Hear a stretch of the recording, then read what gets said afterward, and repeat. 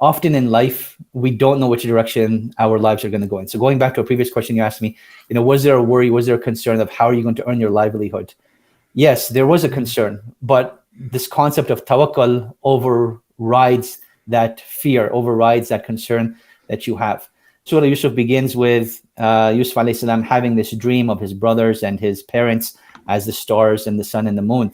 And oftentimes we don't reflect enough on why does the surah begin with this. Yusuf alayhi salam, he's thrown into the well. He's separated from his brothers that are, at the very least, deceiving towards him.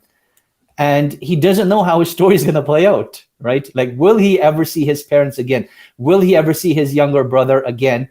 He doesn't know that for a certain, but he remembers this dream that he has, right? And that dream has to come true sooner or later, so that motivation to keep on going is there. Like Yusuf alayhi salam had this dream as a young child, Allah subhanahu wa ta'ala sends us different types of signs throughout our lives that you are going to be okay and everything will take care of itself.